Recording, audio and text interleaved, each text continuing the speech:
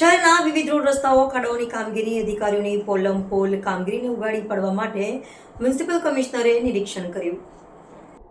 વડોદરા મહાનગરપાલિકાના અધિકારીઓ તેમના રિપોર્ટમાં દર્શાવે છે કે શહેરના તમામ ખાડા પૂરી દેવામાં આવ્યા છે.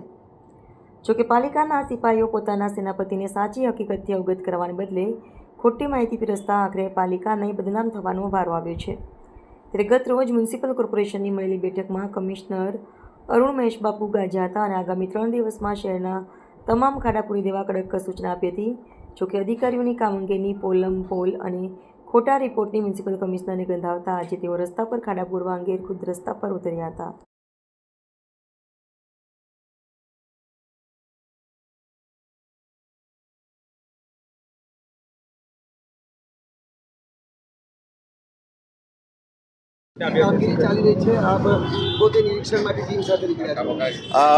સૌપ્રથમ મીડિયાના મિત્રોને આભાર.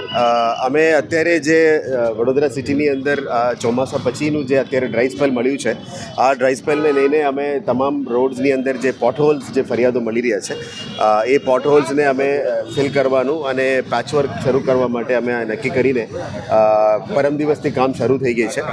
અલગ અલગ ઝોન્સમાં અલગ અલગ વોર્ડ્સમાં ડેપ્યુટી એન્જિનિયર્સ અને એક્ઝિક્યુટિવ એન્જિનિયર્સના ટીમ્સ દ્વારા એમને જે ARC કોન્ટ્રાક્ટ હોય એના થ્રુ જે લોકો કામગીરી કરી રહ્યા છે. અત્યારે આ વખતે અમે પહેલીવાર વડોદરામાં જેટ પેચર મશીનને પણ ઇન્ટ્રોડ્યુસ કરી રહ્યા છે, જેથી કરીને કામ બહુ ફાસ્ટ થઈ શકે અને ફાસ્ટ ટ્રાફિક મૂવમેન્ટ પણ થઈ શકે.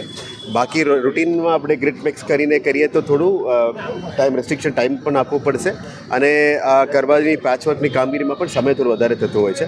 એટલે હાલ આપણે ઇમરજન્સી મોડમાં અત્યારે જેટ પેચિંગ મશીન અમે એક લાવ્યા છે. આવનારા દિવસમાં હજી 3 લાવીશું, એટલે એક ઝોનમાં વહેલા તકે કામ પોટહોલ્સ ફિલિંગની કામગીરી થઈ શકે એના ઉપર કામગીરી કરીશું. કારણ કે આના કારણે પબ્લિકની નારાજગીને પણ દૂર કરી શકાય અને જે પહેલાંથી જે રોડ વર્કની રિપેર કરવાનું છે એનું પણ કામગીરી વહેલા તકે થઈ શકે. આ સિવાય પણ જનરલ વર્ક્સમાં પણ નોર્મલ રીતે પણ અમે કામગીરી કરીશું. એટલે હોટમિક્સ પ્લાન્ટને પણ શરૂ કરી દેવામાં આવી છે. અત્યારે જ ડ્રાય સ્પેલ મળી છે, એટલે 2 મહિના પછી, એટલે વહેલા તકે આ ખાડાઓ પુરાવાની કામગીરી VMC દ્વારા હાથ ધરવામાં આવ્યું છે. અને બીજું આ પેચવર્ક સિવાય જે રોડ પ્રોજેક્ટ દ્વારા 18 મીટરની ઉપરની રોડ છે, આ બધાની અત્યારે ટેન્ડર પ્રક્રિયામાં પ્રોસેસમાં છે. અમુક તો વર્ક ઓર્ડર પણ અપાઈ ગયું છે. એટલે જે પણ આ વખતે જે પહેલાંથી જ અમે ખર્ચા કરતા હતા વડોદરામાં, એના કરતાં 45% વધારે અમે બજેટમાં લેવા માટે પણ નક્કી કર્યું છે.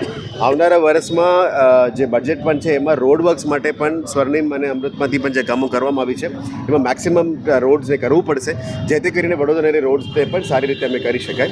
આવનારા દિવસોમાં રોડ કન્સલ્ટન્ટ્સને પણ લાવવાની અમે નક્કી કર્યું છે. જે પહેલાંથી રોડ કન્સલ્ટન્ટ્સ પેન્ડિંગ હતા એ નવ્સ હતી.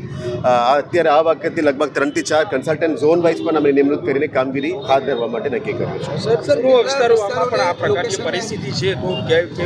આ તો સાઉથ ઝોનમાં કામ શરૂ કરી છે. આવનારા દિવસોમાં દરેક ઝોનમાં જેટ પેચર મશીન અમે લગાવીશું. પણ મોટાભાગમાં જે વેસ્ટ ઝોનમાં નટુભાઈ સર્કલ છે, ફારસભાઈ સોસાયટી છે, ચકલી સર્કલ છે, આ 3 દાખલો છે. પણ અલગ અલગ જગ્યામાં બ્રિજેસની સાઈડમાં પણ જે મને રજૂઆત મળી છે, તમામ જગ્યામાં અમે રૂટમાં જે નીકળવાના છે, કાયમી 3 દિવસ રૂટમાં નીકળવાના છે, જેથી કરીને વહેલા તકે આ તમામ ખાડાઓને પુરાવવા માટે અમે કામગીરી કરી શકાય, જેથી કરીને પબ્લિક રોડ્સને મોટરેબલ કરી શકાય, યુઝ કરી શકાય.